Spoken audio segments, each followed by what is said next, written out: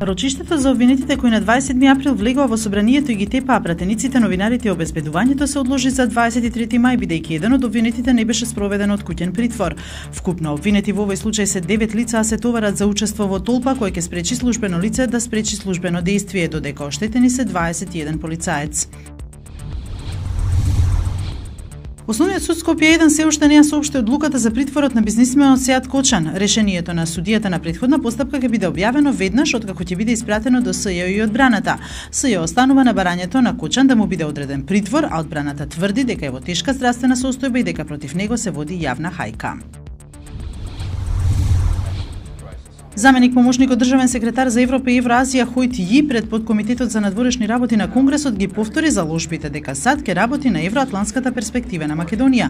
На прашањето за евентуалното мешање на американскиот амбасадор и на Институтот Отворено општество по изборите, Ји рече дека тоа не е точно, додавајќи дека бранењето на владењето на правото, независното судство, човековите права не е секогаш популарно за власта.